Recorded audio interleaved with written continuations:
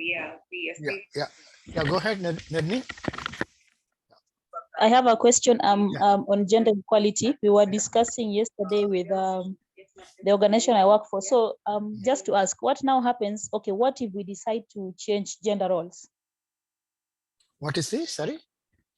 What if we change gender roles, like we do, like now we decide a change in gender roles, the men to do the women's work, Yeah. and the women to do the men's work. Now what now happens?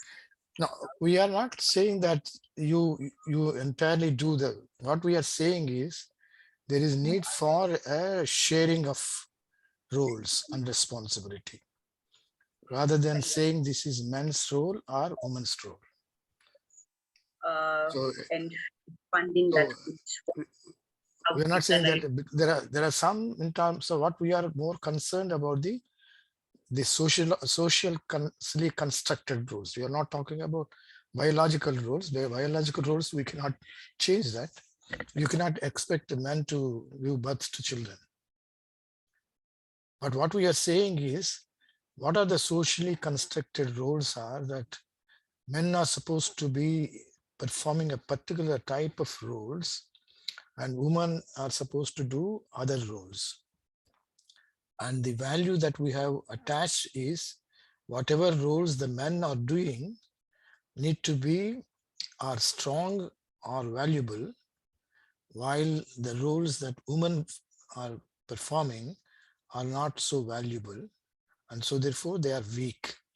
So what we are saying is, rather than saying men and women, can these roles be shared between men and women so that this will not no more be there. So the men will start doing women's role, women start doing men's role.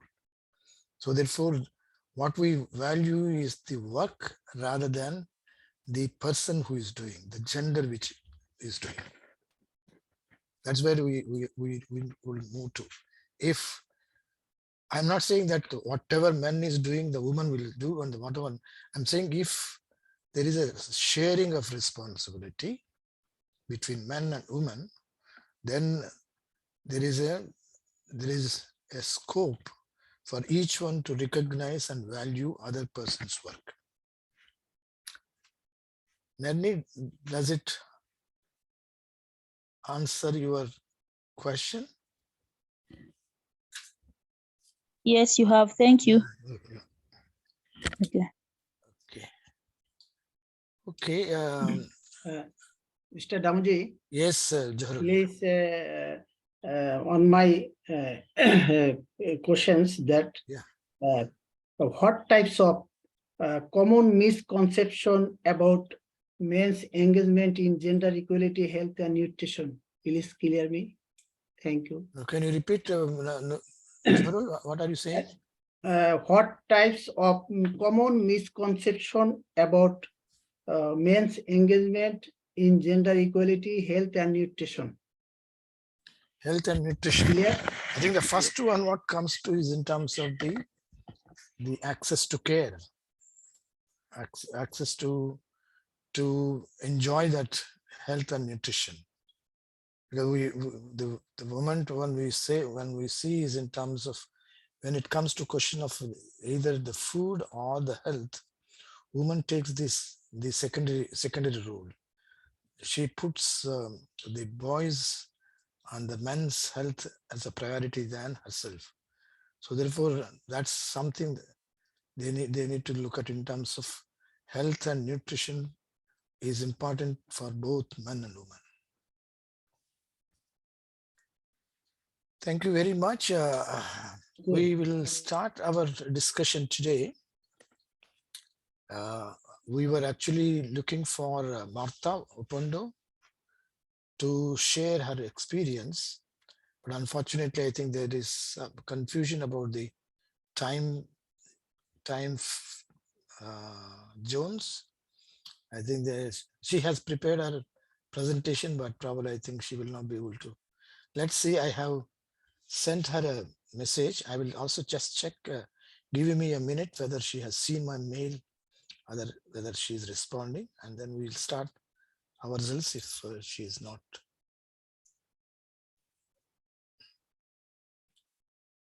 Yeah, I don't think she has seen our thing. So let's start our results, and then probably if she joins, we'll ask her to share her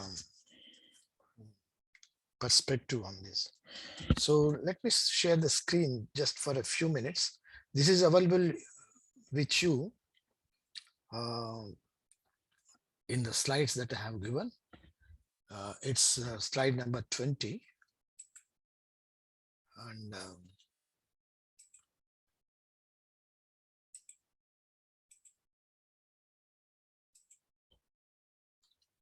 could you see the slide? Were you able to see the Yes, slide? yes, Okay. yes. Yeah, also look at your own the PPT that I have shared, slide number 20.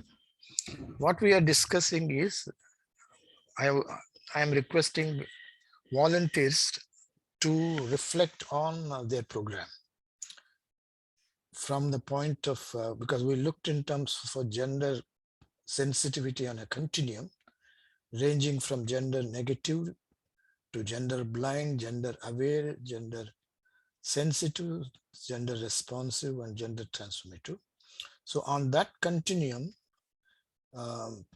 place your own project and then provide reasons why are you placing that. And then what were the unequal power relations that you intend to, you have targeted to challenge, and what transformation you were able to bring in. What were your challenges? And then the last one, we come back at the end of our session. So these are as in terms of reflection, in terms of look at any one of your latest programs from a gender lens. How sensitive or responsive is your program? What did it target to do, and what was the result, and what were the challenges? So I closed the shared screen so that I can see all of you, and then see whether we can. The floor is open, and then I would suggest that you start. So who would volunteer? Ask the question again, teacher. What I am saying, Veronica, take any of your latest program and then assess how gender responsive or gender sensitive it is. Why do you consider it so?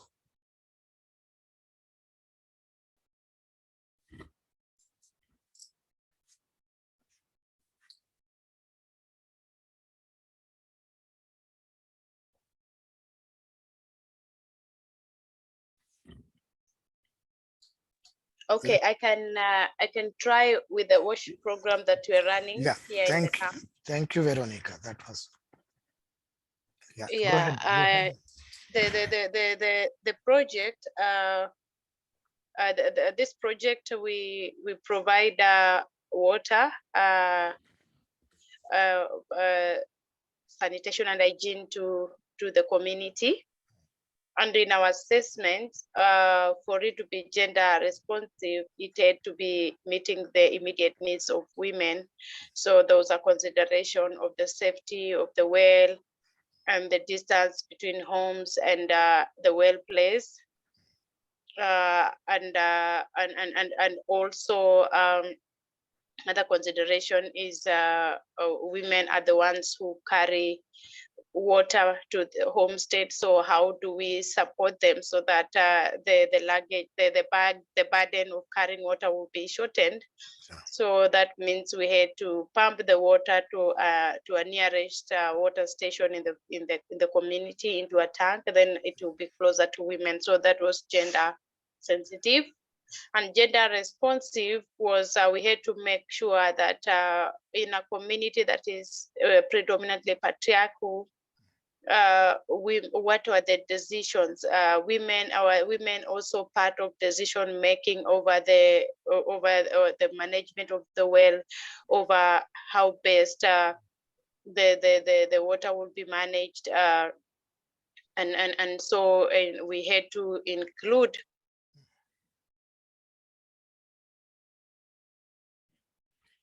ensure that majority of the team are women, contrary to normally where it is men who are majority, because the most water users, the most people who are affected by water are women, considering they care for the family and the home.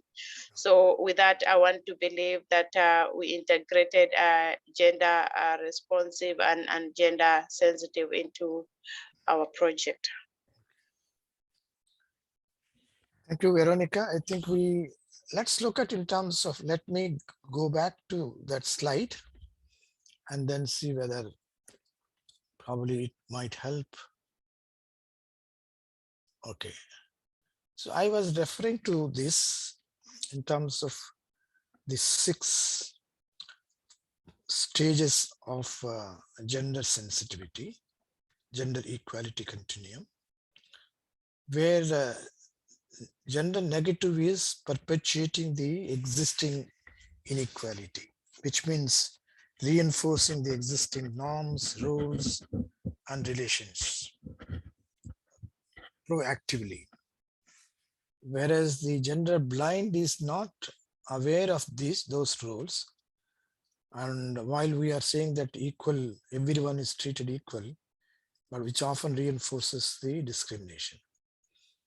Whereas the gender aware recognizes the roles, responsibilities, and power relations assigned to women and men, works around existing differences. It doesn't address the underlying causes that perpetuate the gender inequalities. Gender sensitivities it acknowledges the differences between men and women, considers unequal gender norms, but does not address the inequality. Whereas responsive is actually in terms of addressing those differential needs, capacities, and control. And gender transformative is addressing the underlying causes of inequality and transforming them. So let's keep this and given this, now let us come back to the water and sanitation. Can we now reflect? Can you now reflect, Veronica? Yes. Yeah. Given these 6 stages that I have just mentioned, where do you place it now? Is it, certainly it is not gender negative and gender blind. So which are non. Okay, in this 6, I see it responding more to gender sensitive. Yeah. It is gender sensitive, yes. Okay. Okay, well, what gender sensitivity is, if you look at, let me share the screen so that you can all see.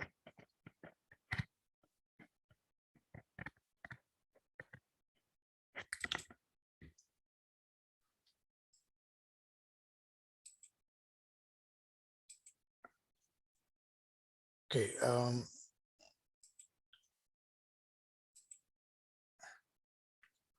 Gender sensitivities is where we acknowledge the inequality between women and men, consider unequal gender norms, rules, and relations, but that does not address the inequality. So therefore, yeah.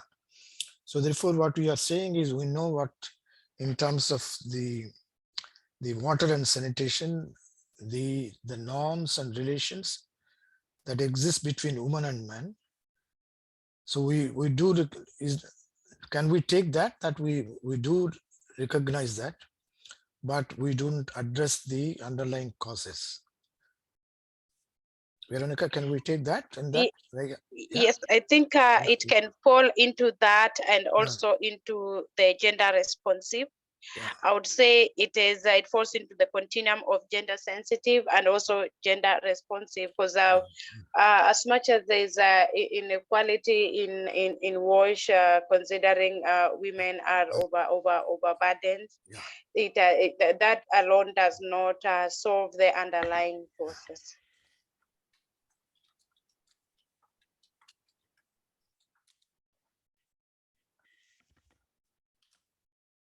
Okay, Veronica, we will come back to our discussion on this. Unfortunately, I think Martha is here now. And Martha, thank you very much for joining. I think that confusion was from my side. I just took what you have said, but then I realized that the time conversions are different. So, Martha, can you hear me? Yes, I can hear you. Yeah, okay. Yeah. So, welcome, Martha. Thank you for joining us. So, Martha was in our cohort, second cohort. She has been very active in our sessions. She was constructive. She has a lot of experience, and then very provocative ideas on gender equality. So I have requested her to share her perspective of an assessment or a reflection of one of our programs from a gender sensitive angle. So she has made effort to put it on in presentation, and I would like her to give her thoughts for us that could trigger our discussion later. So thanks, Martha. So I will now co-host you so that you can share the screen and start the session presentation. Okay, let me see. Oh, Damu, Yeah. please just put up the screen for me. Okay. On your side, put up the presentation on your side. Okay, my slide. No, my presentation on your side. Please put it up on your slide. Okay, I will do that. Yeah. Okay. Yeah. Okay.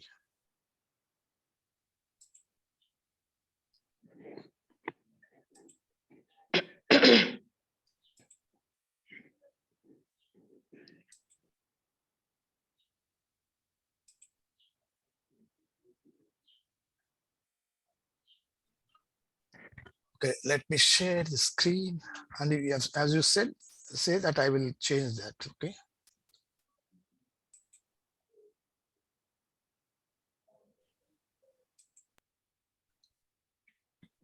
Can you see the screen now? Yes. Yeah. Mm. Okay, go ahead, Martha. Okay, the first slide, the second slide. Okay. Mm. Okay. Okay, so just like Mr. Damu has said, I put up a few things about some project that we are working on, and some reflections also based on what we have been doing and also based on what we learned during the course. And these are basically addressed under 3 issues. So I have just put up some guiding points, and then I can present this and possibly bring out other issues. So the first one is what are my considerations for a program being sensitive or responsive? So I decided to base this on a project that we were working with that had 2 components. So there was a component on research and another one on extension. And I will bring out issues in both. So the first thing I think is that for a project to be considered sensitive or responsive, there has to be a policy framework that is intended to address gender issues that is guiding the project actions, because it's not possible most of the time to to address the issue unless you have put it in place and you have a framework that is guiding you on which actions you are going to put. So it simply means that for a project to be gender sensitive and responsive, it must be deliberate in what it intends to do. And that's why it needs a policy framework. So for example, based on the needs that have been identified for women and maybe men, and also considering intersectionality issues, it might come up with strategies that address the specific needs and guidelines through which those are addressed. Then you can say that that program is gender sensitive. So it's a deliberate action. It is not something that you just say it and you've not put it down on how you want to do it. Then when you have, for example, in our project, we were working with communities, and we were working with community structures that we had for management. So one of the things that we had a deliberate plan for inclusivity in terms of membership of the community structures and in terms of the gender issues that they would be articulate in the different aspects. So we had different aspects. We had the projects, funding for projects. We had what we are calling sub-projects. So projects that were infrastructure that were put up for communities to work with. So then this had some community management structures. But what we did was we ensured that in these structures, there was representation for both men and women, and also looking at intersectionality. So not just women, but women with special needs like widows, you know, and even the younger ones, you know. So we have people represented, and then we also built their capacity so that they are not just there for the numbers, but they are there to represent issues. So we also trained them to be able to articulate the issues that are affecting the people they are representing in those structures. So you can also have affirmative action. So for example, in our project, we categorized women and other vulnerable groups and also considered the intersectionality again, the different categories of the vulnerable women. And in the funding, what we did was we put up some conditions that favored them, because we already knew that women in our society are disadvantaged in terms of access to resources. So we put up special conditions for them so that they would not struggle too much. So the special condition was that for other people were required to contribute a certain percentage to the projects that we are investing in, but for them, that was waived, so that they didn't have to struggle to come up with the resources that fill in for the amount of money that was supposed to be part of community contribution. So for us, that was affirmative action. Then deliberate efforts to recognize gender issues that exist. So conducting a gender analysis and bringing up the gender-based constraints that were in the value chains that we were working with. So value chains are simply, I can say, agricultural enterprises. So you can say, for example, sorghum is a value chain, cassava is a value chain, millet is a value chain, maize is a value chain, chicken production is a value chain. So you're doing agenda analysis through these value chains to identify what are the specific gender issues that exist, that even prevent participation, even the ones that burden women, and even in terms of access to resources that are particular to those value chains. So for a project to be gender sensitive or responsive, the starting point is actually to do a gender analysis and be able to bring out the specific gender-based constraints. So that also existed in our project. Then there is need also for a project to build the capacity of community members in gender mainstreaming and social inclusion for action, and also the staff that are working, because not very many people are conversant with matters of gender mainstreaming. So one of the things the project did was to provide that kind of training and to put someone who was in charge to ensure that this happened, so that we increase the knowledge of people who understand what it means to be gender sensitive, what it means to be gender responsive. Then monitoring and evaluation framework that we were working with was designed to collect gender disaggregated data with specific gender related indicators. So we are promoting technology in what I have said we are calling the value chains. But now We want to know, for example, how many people are involved in terms of men and women, what type of technologies have they been able to pick, which ones are they not able to pick, which ones are more popular with which gender, what are the constraints even in using these technologies. So a monitoring and evaluation framework was specifically designed to pick up the gender disaggregated data and with specific indicators that track the differences between men and women, even in terms of picking up. So also the groups, the community groups, how many are men, how many are women. So also to look at how was the project able to bring on board both men and women for purposes of participation in the project. Because one of the things is that when you have community development is meant to benefit the whole community. But because of certain gender-based barriers, it can also affect participation in those, and therefore whoever does not participate misses out. And some of the barriers are actually gender-based barriers that prevent men and women from participating equally. Now, then also follow up to monitor changes in gender dynamics as part of M&E. I think that is already addressed in the gender framework. So those indicators were specifically to monitor those changes in the participation of men and women with regard to the value chains and the activities that were happening, so as to ensure that there is benefit. So that is just at the level of participation before we get to see how these were able to transform.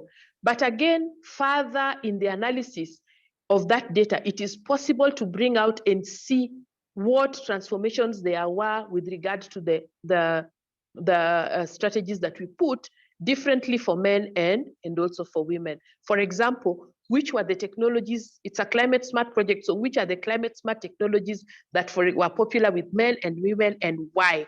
Are there any barriers? Was one category able to pick up the most useful technologies compared to the other? So this is information that can actually be teased out of the monitoring and evaluation framework because we were able to disaggregate the data.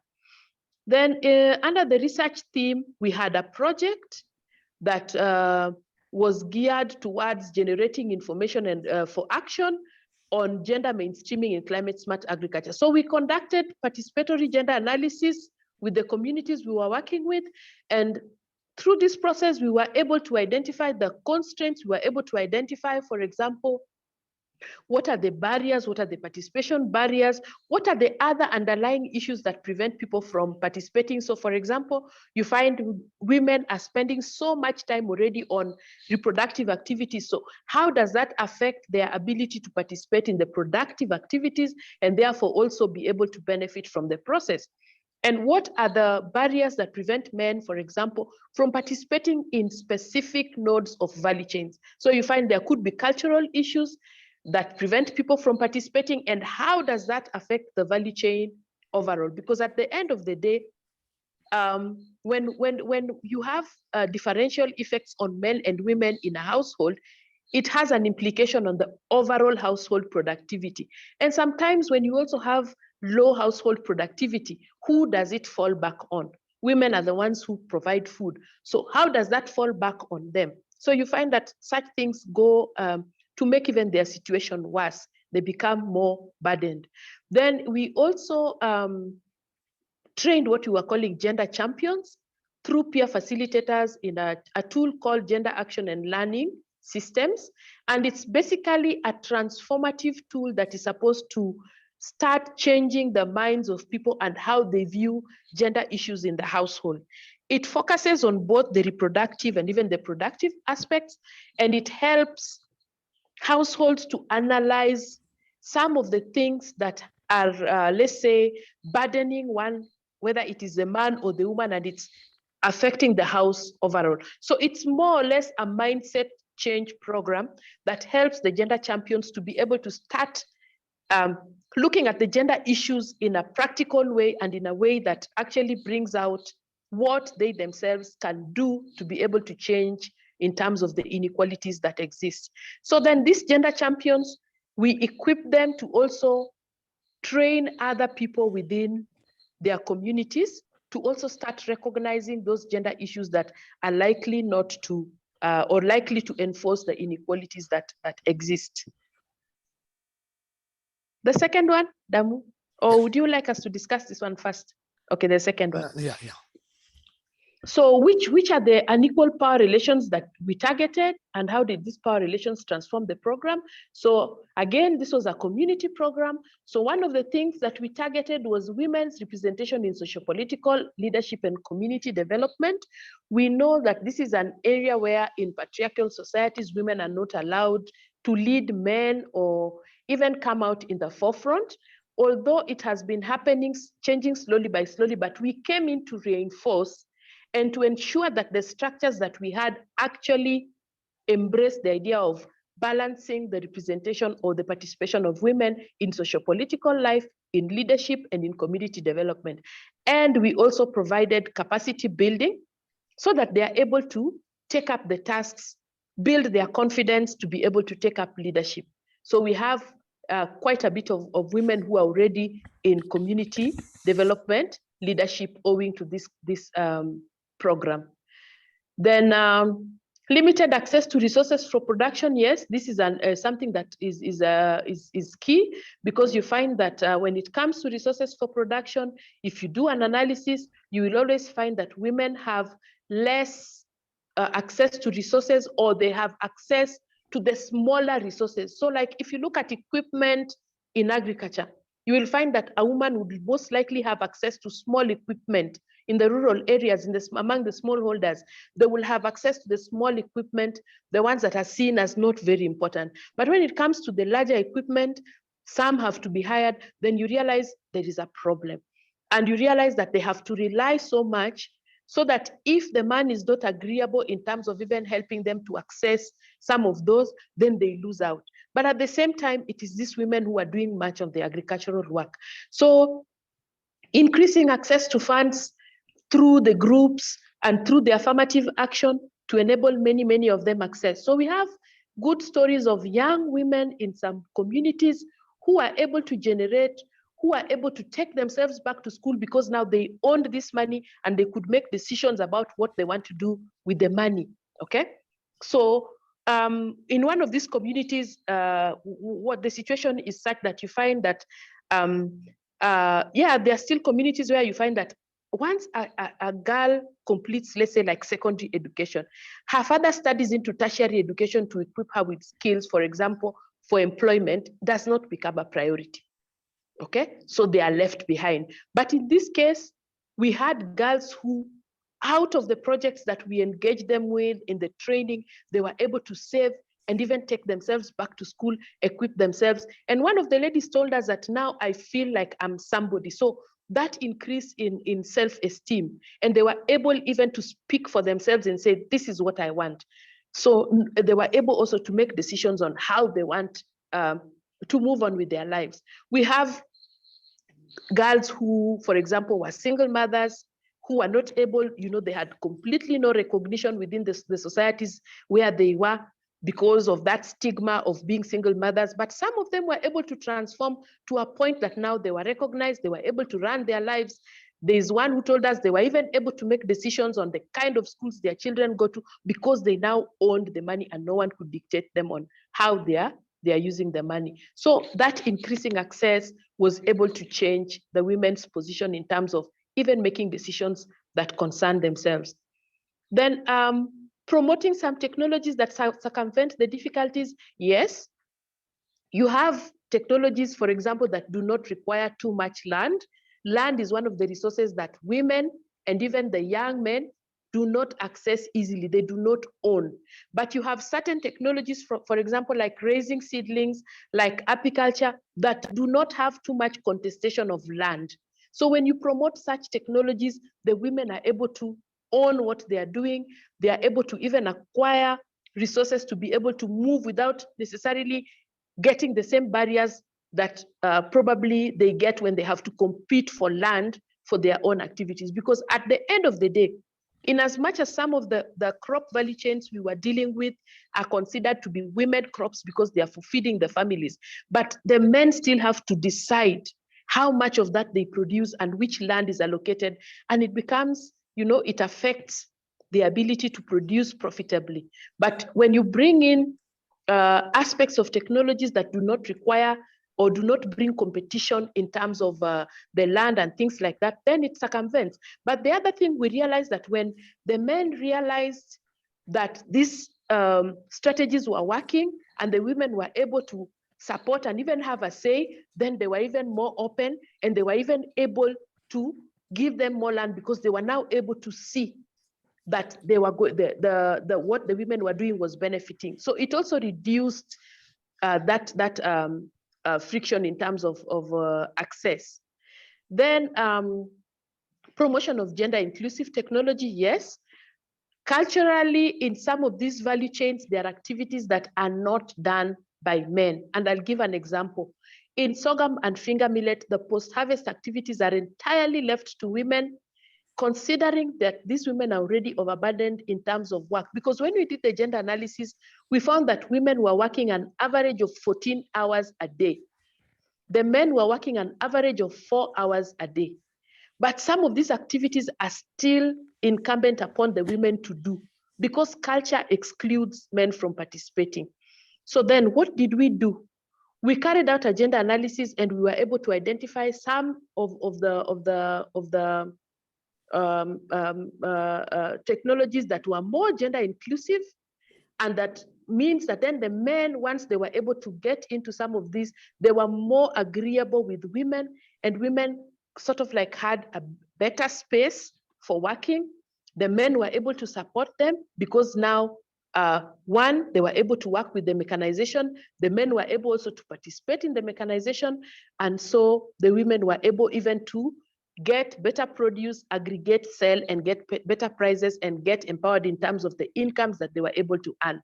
I think what we need to think about in this point is when a woman is burdened with certain activities because culturally men do not participate in it, the likelihood that they will also be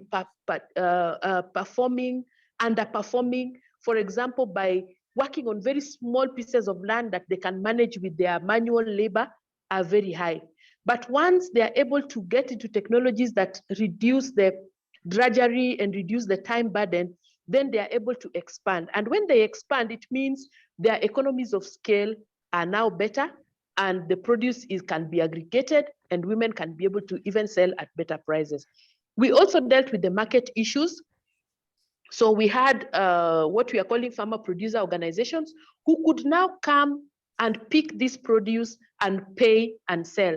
Because one of the things we also realized was that women were not allowed to go and look for markets far. So even when they were the primary producers of those crops, they were kind of disenfranchised when it came to the market because they were not allowed to go and access these markets. And they would tell you that, okay, I produce cassava, I produce finger millet, but I can only sell in the local market. And the local markets do not have very good prices. And even the way they sell them does not give them good income. But once you bring in this, you handle the market access and you bring in people who can actually aggregate, sell and give them, then the women even have better access to their income.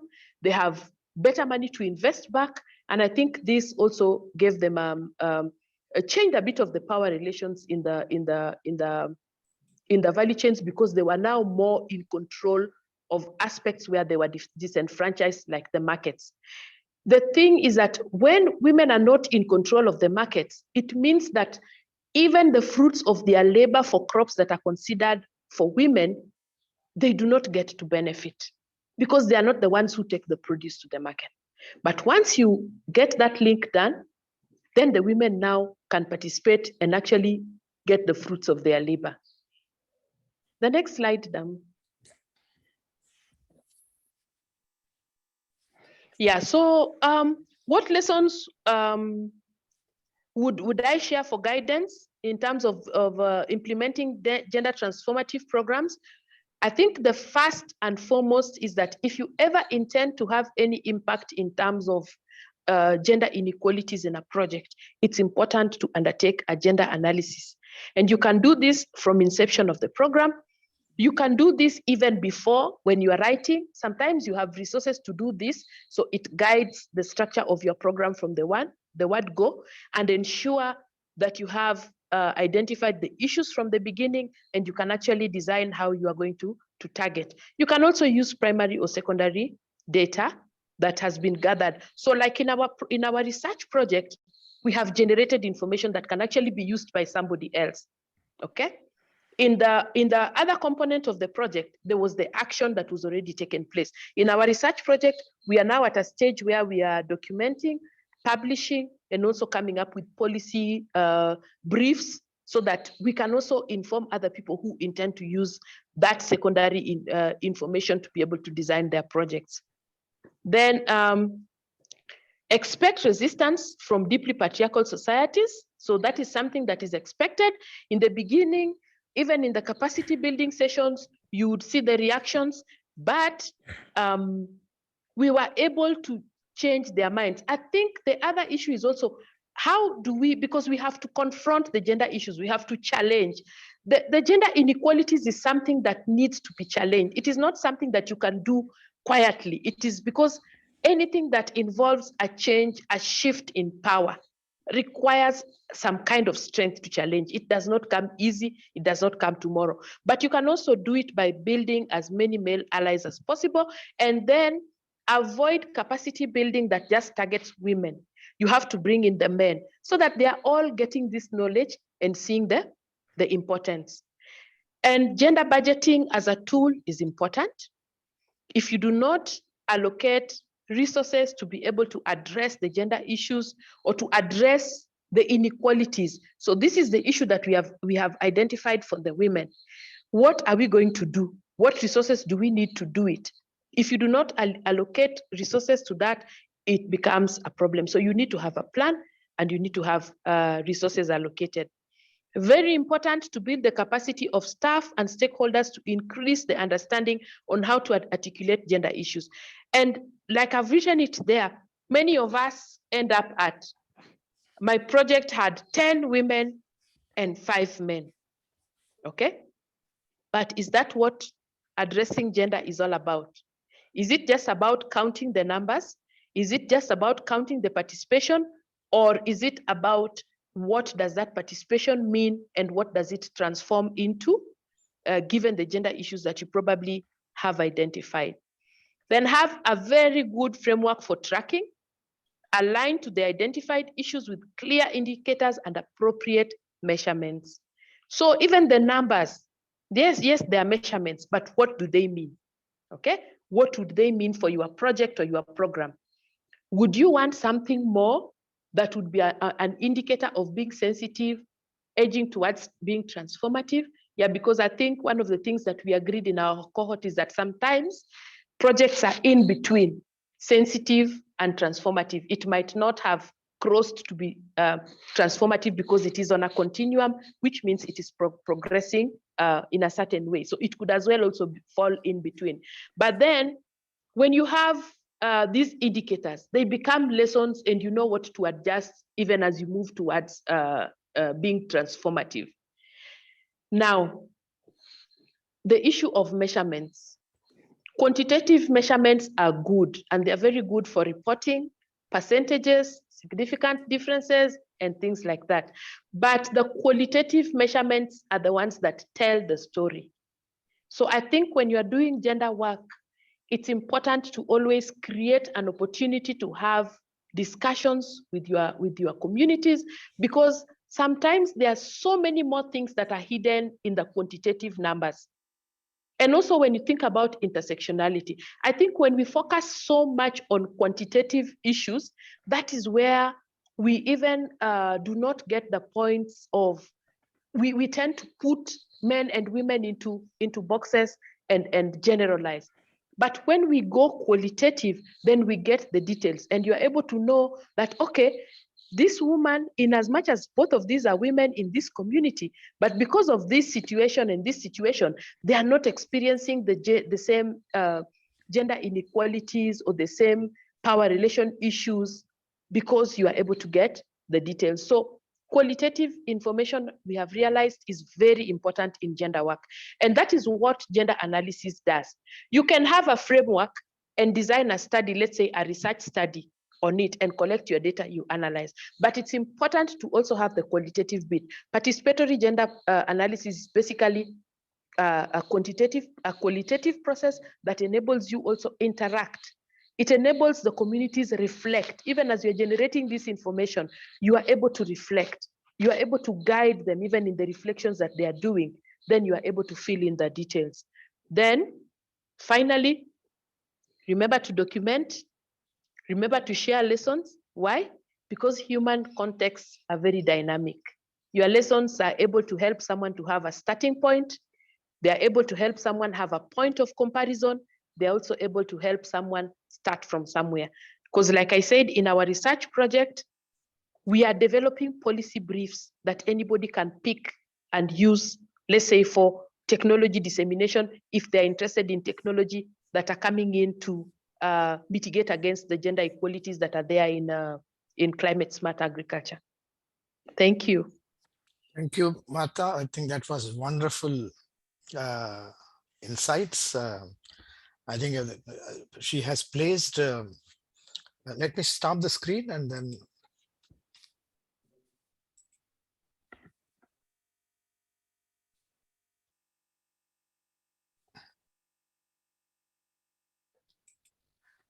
She has placed gender transformative programming, I think, right from, I think the foundation is gender analysis.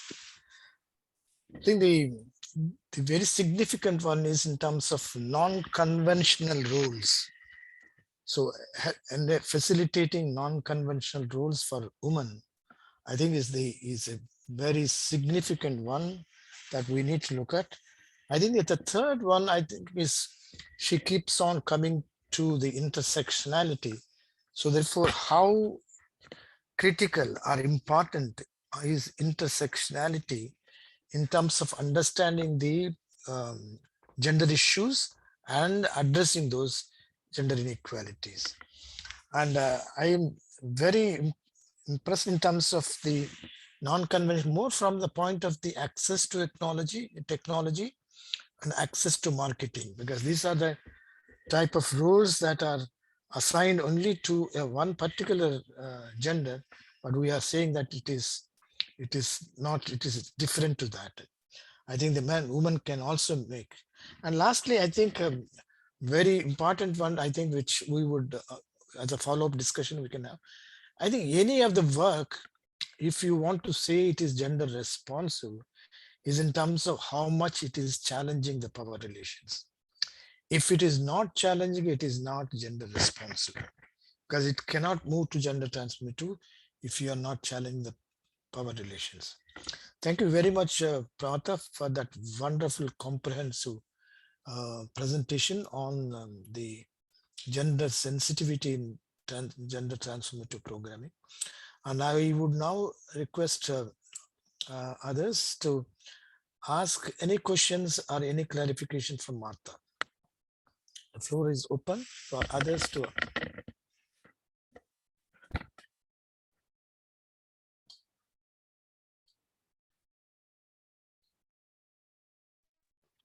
Yes, Ruth. IMG. Ruth was asking in terms of sharing this slides. Certainly I will do.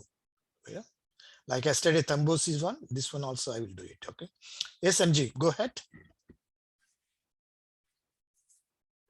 Thank you very much to Martha. That was a very comprehensive presentation with a lot of valid information.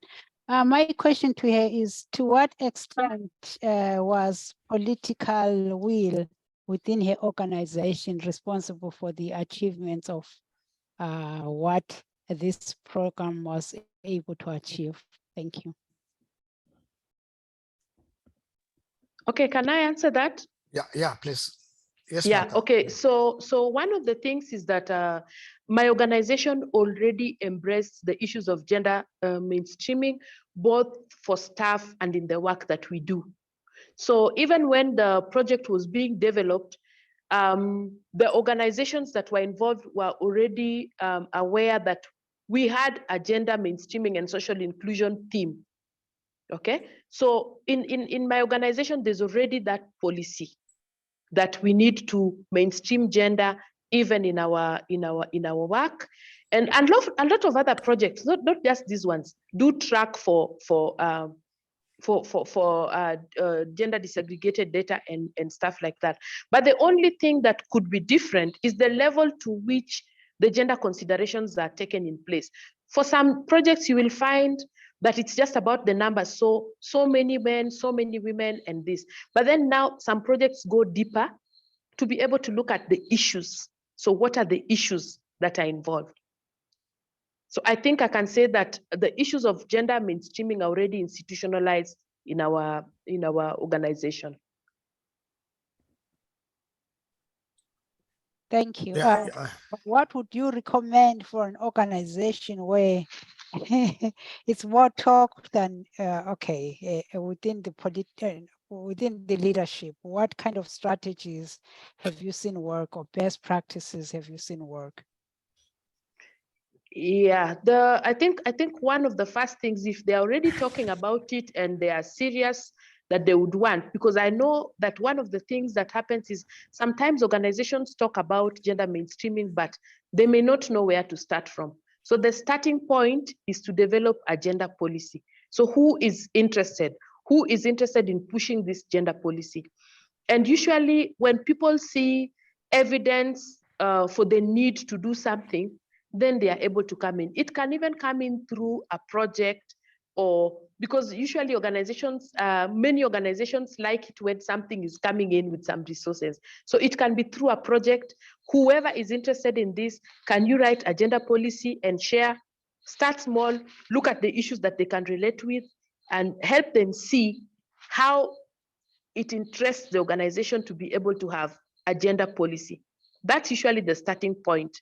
You have to have an organizational gender policy, because then it's the one that directs on how you're going to proceed, what is it you're going to do, what is it you're going to involve yourself in. Yeah, just to add to what Martha is saying, MJ, I think, see, if we allow more a general talk, it's not going to go anywhere. It has to be into a public document, public instrument. That's where the policy would come. Because and then the second one is how it has to start with the leadership, because the leadership need to be committed and realize, acknowledge the need. So if it converts that commitment into a policy statement, that becomes a public accountability. And so you cannot ignore this, or you cannot circumvent it, because at one time, if not today, at least tomorrow, you are accountable to your public statements. Thank you. And anyone else?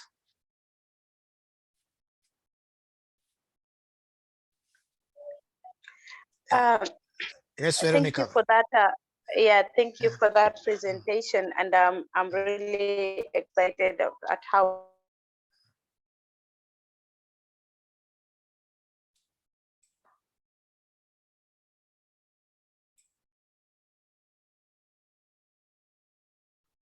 Yes, Veronica.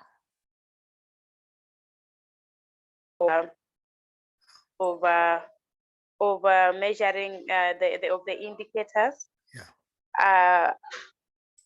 I know for you to really measure that qualitatively a program has an impact, it takes time. So how do you go about it? Do you have to wait for time for you to come and measure the qualitative? What measures do you take in measuring your qualitative indicators, just to know how transformative your approach to gender is?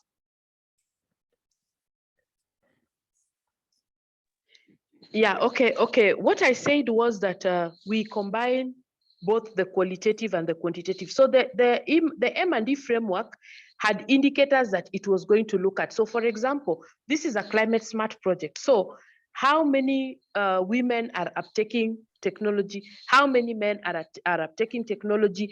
We have productivity data that is done by farmers. You are able to pick and compare, okay?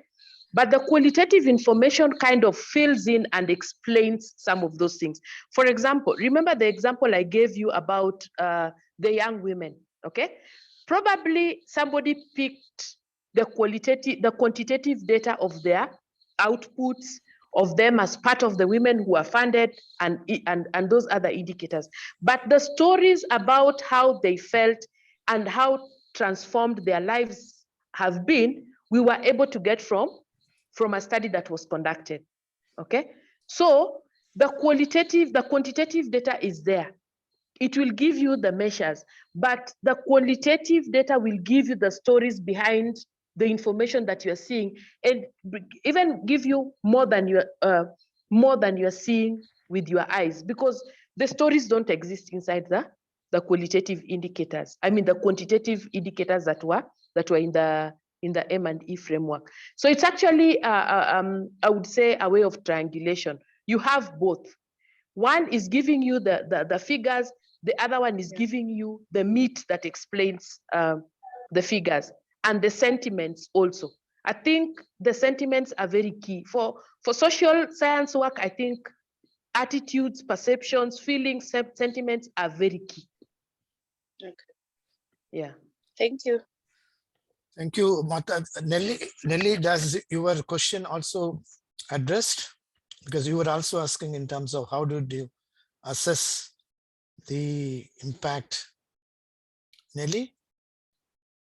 Yes, in some ways, it has been addressed, but Yeah. we spoke about some change of norms. Yeah. And so I feel like there are some bits that I would like more information on. Yeah. How do you measure that there was change of norms? Yeah. Okay. Some things are observable. Some things are how you see the technology has been adopted, because we also have data on adoption. In the first component of the project, there is data in adoption.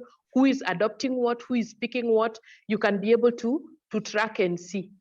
Okay, who is participating in what? That is data that you can actually pick up from the, from the project. So, but then again, it's good to realize that norms don't change overnight. Okay, in the first component of the project, we are just going through the end phases and collecting the data, and probably there'll be more concrete information on how transformative, or whether it was transformative, or whether the project ended at somewhere between sensitive and transformative. But in the second component, where we are doing research, we have recommendations which we got through the participatory gender analysis, and also to see that actually, if you introduce this, it's a process. You go through a process. You go through a constraint identification process with the communities, and they tell you, this is what happens, this is what we experience, but if this comes in, this is what is likely to happen. So that is there in terms of information, and that's why I said, once we have our documentation, anybody can pick that up and move the work forward. So it's not like our project did everything. We did certain things. In the first component, there was a lot of action. In the second component, we did research, so we also generated quite a bit of some information. Okay, so Ruth was also asking, raised her hand. Ruth. Thank you. I just wanted to add to what Martha was saying about the qualitative data. The stories of change are equal, can give the qualitative data. Thank you. Yeah, I think it's a good point in terms of, I think you all resonate my frame, because the importance of qualitative measurement, because we are talking about change in the attitudes and behaviors of people on gender equality, and it demands not only quantitative but equally a qualitative perspective. Martha, you were adding something more? No. I think Yeah. I'm good. Maybe Okay. maybe one other thing I would want to add now, that even as we are going into assessing how far this project went, now we are moving into another project. But if you want to know that that these things are steps, in the first project we had a gender mainstreaming agenda and people who were assigned to do the work within other responsibilities. But now in the new project, we have an officer who is specifically assigned the role of gender mainstreaming. Good. So you see, that is transformation. You move from a point where you are addressing it at a certain level, but now you have someone who is specifically assigned for that particular task with specific issues to address. So for me, that's like recognizing that, oh, okay, if we step up this work, it's likely to give us better outcomes. Good. That, Martha, there was another one. Where are you based, Martha? I'm based in Kenya, in Kisumu. Yeah. Yeah, I think there was, I think Presentina was asking if you can share your contact, so that they would like to know more about the work and then the measurement. Would you like to? Yeah. I will share it in the chat. In the chat so that people can use it. Okay. Yeah. But I also want to say, Damu, that I can see some of my senior colleagues who we worked with in this work, and they are here, and they can also maybe share more. Good. Okay. They are in this cohort. Yeah. Achha, good. Is there so do anyone would like to share? Other people? Otherwise, I think it was a wonderful presentation. I think Nelly is asking more about the GAL. I think probably. Okay, let's. Thank you very much, Martha. That was a wonderful presentation. I think you were able to trigger the discussion on our discussion. Thank you very much once again, and sorry for the confusion over the time. I could have checked and then, but however, I think it did not make any damage. You were able to come back. Okay, let's come back. I think having listened to Martha and then reflected further, let's come back to Veronica. We were talking about water and sanitation. Let's come back in terms of, are you okay, Veronica, to discuss about the water and sanitation project little further?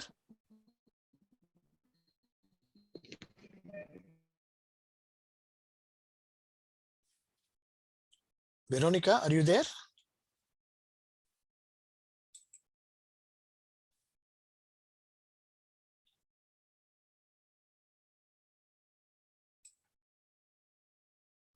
Veronica.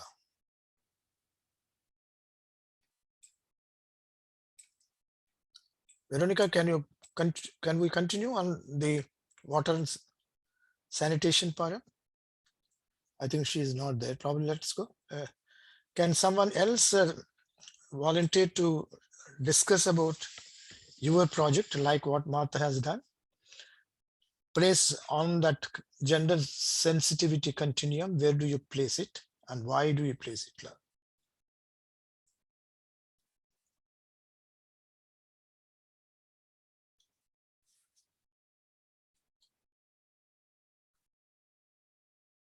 Any volunteers, please?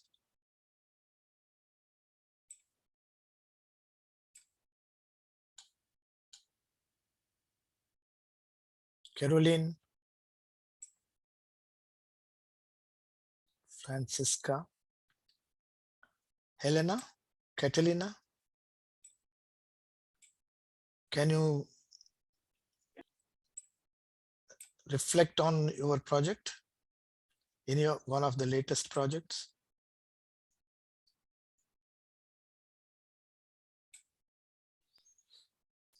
Thank you, Prof. I've Yeah. not done any project yet. Yeah, Good yeah. afternoon, good morning, and good evening, everybody. Yeah. For this particular session, I'm actually following Yeah. and learning a lot from the experiences on the ground and how the application for this transformation comes in. So I thank Martha for sharing her own experience. Thank you very much. Thank you. I'll stay on to learn more. Thank you. Thank you, Marilena. SMG. I'll share briefly. It's a project, or it's a Farmers Club project. We're supporting a group of men and women in the Cabo Delgado province in the north of Mozambique. What we did was, as Martha recommended, to conducted a gender analysis to identify some of the key gender issues that we would be responding to during the time of implementation.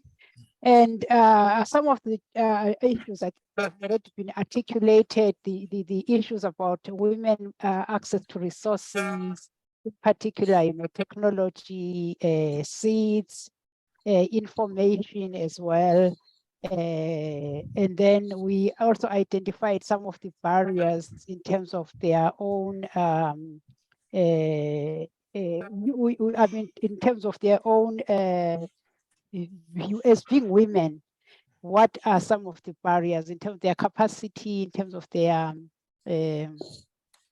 resources that they have, in terms of the time that they have to allocate to the project. And some of the things that then we did was to design a gender action plan to respond to those issues identified. And then another issue, another activity that we're doing is also training the staff that is implementing the project so that they are well equipped to respond to the issues that we identified. We also do with the community, with the project participants, gender norm sessions, because we identified some of the norms and practices that are perpetuating gender inequalities.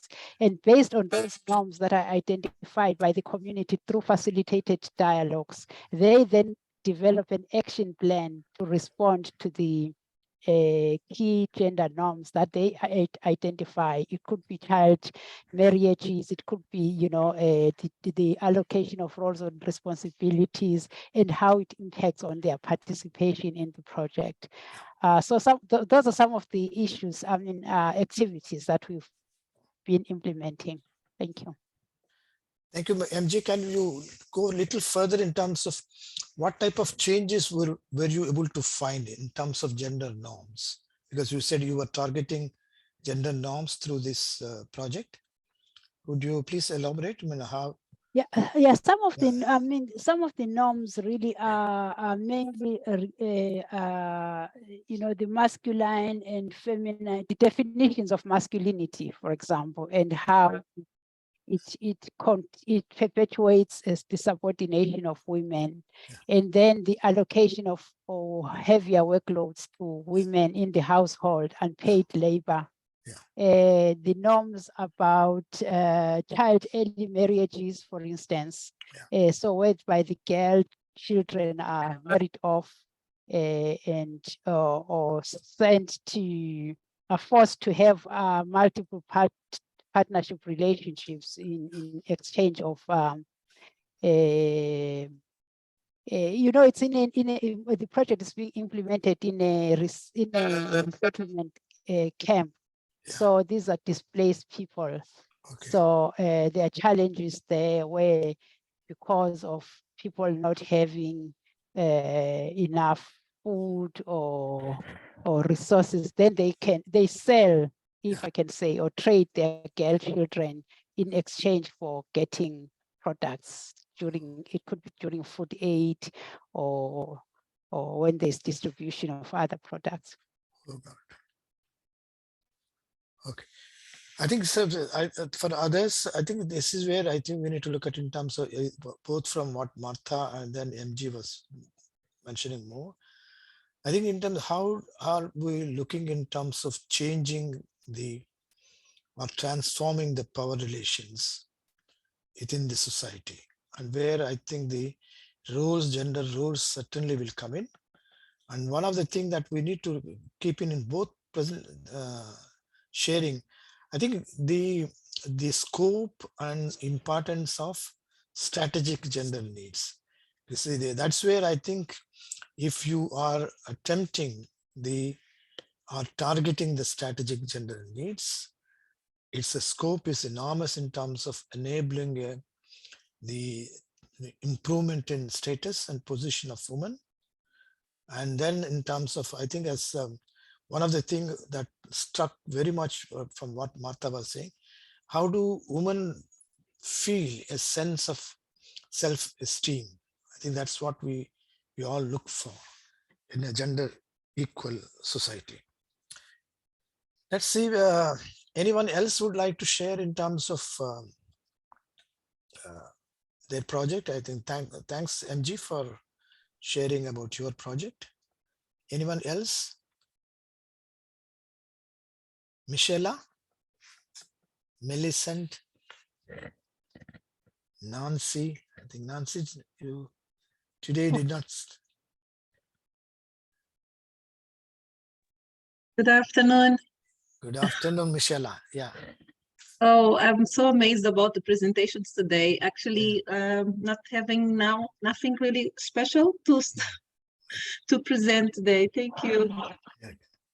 I have a noise here. Sorry for that. No issue. Thanks, Michela.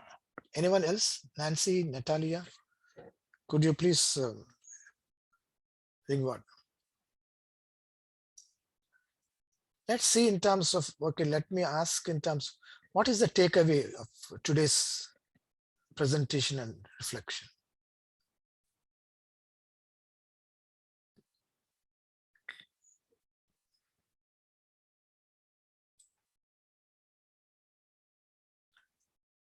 What insights we get, or what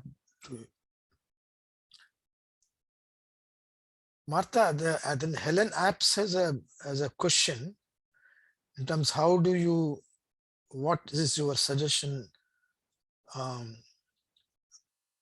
for small NGOs and CEOs? Before that, Ruth has raised a hand. Let us first listen to Ruth and then Ruth.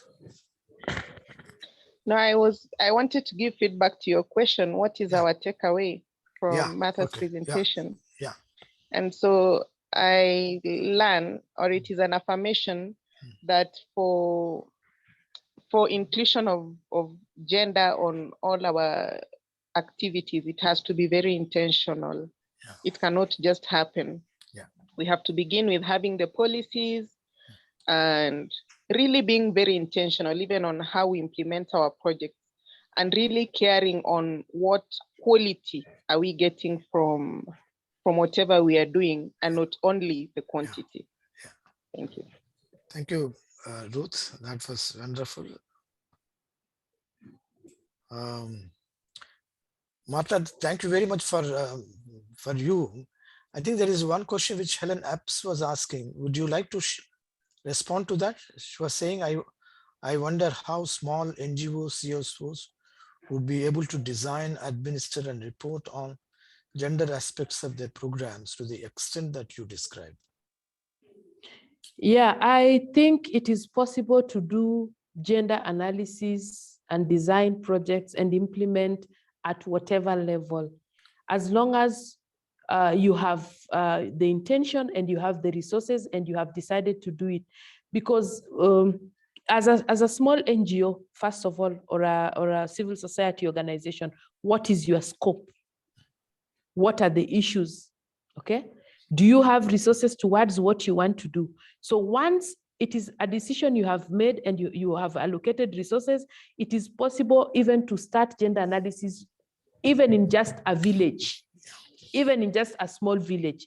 Just carry out a gender analysis And I would propose that we learn how to do the participatory processes, okay?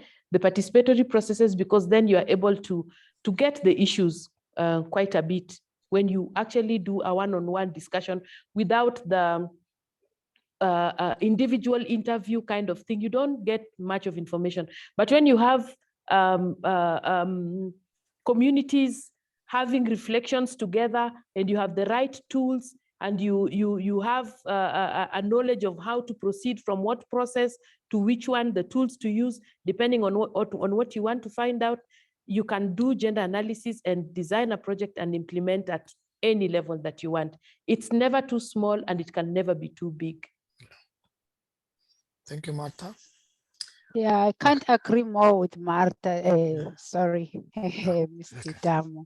Yeah. I think when we were doing the activity, the daily activity, for instance, with the community, the 24-hour tool, where we're talking with the community members, where the men say what they do during the 24 hours and the woman, what came out, and they come back and they reflect on their own, and you just facilitate that, and it was so amazing to see them men saying, oh, we feel so bad because we can see that we are overburdening our women.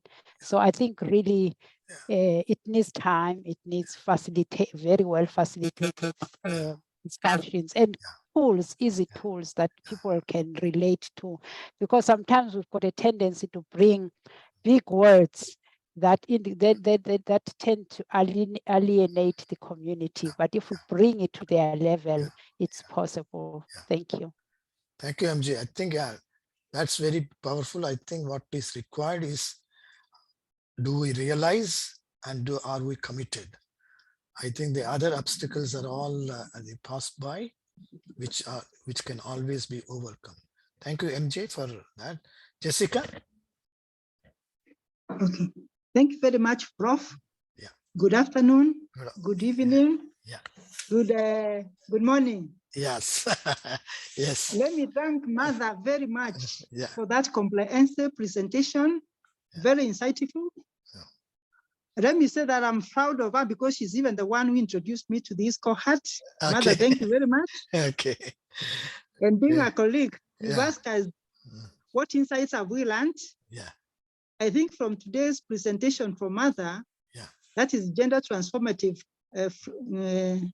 framework. Yeah. The insights that, in my view, I've learned a lot is that for us to have a gender equality society, there is a need for us to look at it as a scale. It is actually a scale that starts from the very beginning, that is from might be in gender negative to gender transformative. And as Mother has presented, it begins with the strategic gender needs, whereby we address the issues of policy. And from what Mother has said, is like there's a policy, like now, a project aligned themselves to the national gender policy of 2019 in Kenya that has been implemented in the institution where she works. And then when there was a call for proposals, there was a gender equality perspective or theme, whereby Mother and colleagues wrote a proposal to that effect. And if you look at the proposal and what she had been implementing is that she started from the problem statement, where she identified the issues and were very well articulated in the proposal. From there now she went ahead and did a gender analysis that ensured that the proposal was gender sensitive, because that's why we are talking of a continuum. And from there, she has taken boys and men as allies. As she was implementing a proposal, she had identified the needs, the concerns, and the issues that were in the society where she was addressing, the barriers, the social barriers, the economic barriers, the political barriers. And then after doing that gender analysis, she came with gender sensitive transformative tools. Like she talked of the girls, whereby she took boys and men into the picture, and as she was doing capacity building, they were part of the team, such that now they were able to change gradually because of she was addressing the whole continuum. And now we, as she has said, we can now see the transformative. The things are changing though gradually. Girls are talking of how they can be able to access markets, how they can be able to access agricultural technologies that they were not able to access before, which is actually transformative, which is empowerment. And for me, let me be very happy to say that I'm very proud of Mother for what she has done. Yeah. It is really transformative. Okay. And if all of us were to do that, what I can say is that we'll move from gender negative issues or gender negative or gender blind issues to a situation whereby we are gender sensitive, gender responsive, and then gender transformative, whereby we can be able to see the things that have changed, whereby we can be able to see boys, girls, men, people who are living with disability, people who have gotten other issues, being empowered in accessing what they were not able to access before. Like when you talk of accessing technologies, when you talk of accessing land, when you talk of accessing credit, when you talk of accessing input, now they can be able to access, which is part of empowerment.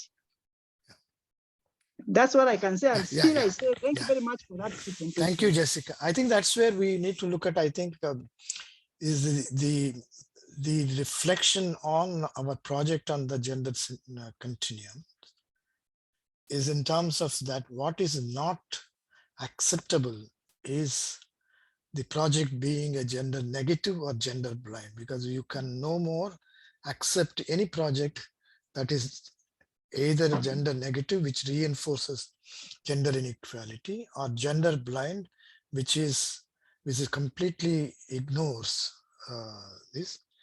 But however, we also need to look at that it is not enough that you are just gender aware, but you are working around those rather than actually working on those things. I think where we need to look at, are we gender sensitive?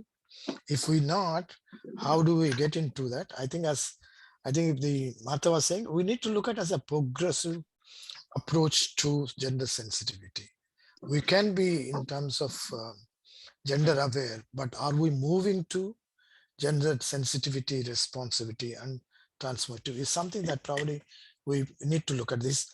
That's where this reflection helps us to place and then see how do we follow up, what action we'll take so that there is a progressive move from one stage to another stage on the continuum.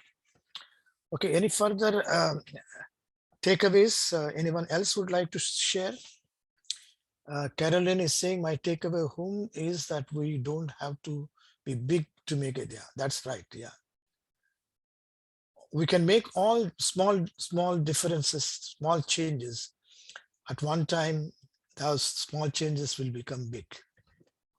We don't need to aim for big. We can start with small. Any journey starts with small steps only. Okay, Katilina, Helena, anything from you? Any comments? Not really much. I'm following because currently I haven't worked for any project and wouldn't really have something to relate. Okay. So I'm just learning, but I want to thank Martha for the next presentation. Martha is my sister, by the way. Oh, I see. Okay. Yeah. That's a great. She's the one who introduced me to this program. Oh, good. I think, yeah, we have ambassadors to the course. Okay. Yeah, so I'm really learning a lot. Thank you, and thank you, Martha. Yeah. Aiswin, any comments? Carol? Dimpo? Emma, Francisca? Anyone else? If I may, Prof. Yes, Caroline, please go ahead.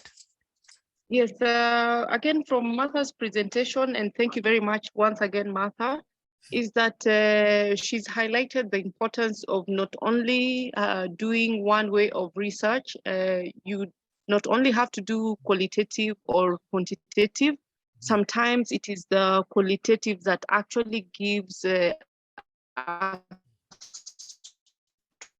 story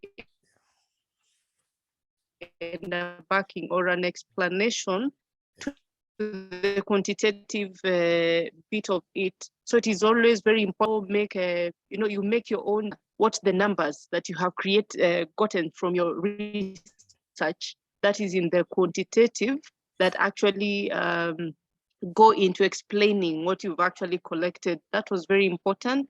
And it's a lesson, I guess, for all of us, that it's always important to listen, to sit and listen to the community and to get feedback from what they're saying. Thank you very much. Thank you, Caroline, for that wonderful acknowledgement. Catalina and Aiswin. Okay, hi everyone. Thanks so much for the presentation. And again, for me, I do not work in projects, but programs. But I've enjoyed the presentation. In our programs, in our work, we usually have our data classified into in the lens of gender, with girls, with boys, women, and men.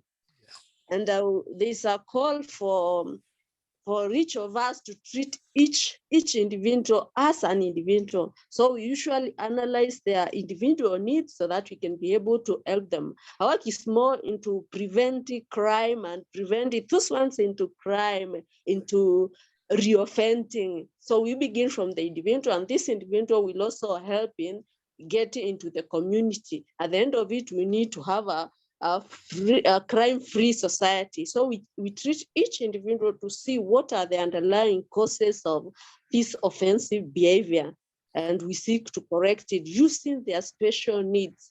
A girl will offend because of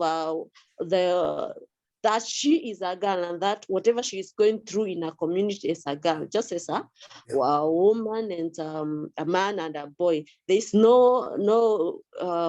there's no one suits all of them corrective behavior. So we treat them as individuals. We call them individual treatment plans for each person we have in our disposition. Thank you. Thank you, Catalina. I think that was very, very critical, very valuable contribution that one can make in terms of how do we look at in terms of corrective approach to the most vulnerable people. Aiswin? Hello, everyone. Thank you so much for such a wonderful and a very well articulated presentation. I think for me personally, it has been a learning experience, because my experience or my exposure of tackling projects has only been limited to my academic side of theses. But on-ground representation and on-ground work is something that I want to learn more about. And today, through this presentation, I've been able to do that. So thank you so much for that. And I think it gives us a very good understanding as to what goes on ground and how through an issue-based approach and in a transparent manner, we can work with the communities, with the target population, so that we can offer them better support, better initiatives in a holistic manner, so that the change that is happening happens and addresses the issues and the problems that the target population is facing. And I think through Martha's presentation today, I've been able to get a glimpse into that. And for me, like I said, each session has been a learning experience. But today I have actually learned a lot about the on-ground reality of carrying out projects and how one must tackle that. So thank you so much for that. Thank you, Aiswin, for those wonderful words.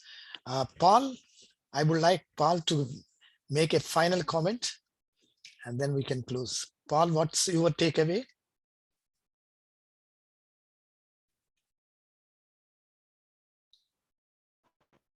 Yes, greeting to you all. Yeah. Yeah. I think today I learned a lot as a male ally. Yeah. I've learned a lot, and there's nothing really to take away from what Martha has just presented. Okay. And you are still learning this. Yeah. Being quiet doesn't mean we're not learning. We're getting it, and this thing is new to us, so we're inseminating it. So maybe tomorrow or the day after that, we can say, yeah, now we've learned, and then this is what we can say. So in short, I say thank you very much for the presentation and for the opportunity. Thank you, Paul. I think what you said, I said we have started learning. I think, yeah, it will convert into actions tomorrow or the day after. Yeah. Thank you very much, Paul. With that note, we can end today, and we'll meet on Monday, the same time. Thank you very much, Martha, once again for that wonderful presentation that has certainly and adequately triggered discussion among the participants. They find it useful. Thank you once again. Thank you, everyone, for your participation. Thank you, Prof. Bye-bye. See you on Monday. Thank you and bye. Thank you. Bye. Okay, see you on Monday. See you Monday.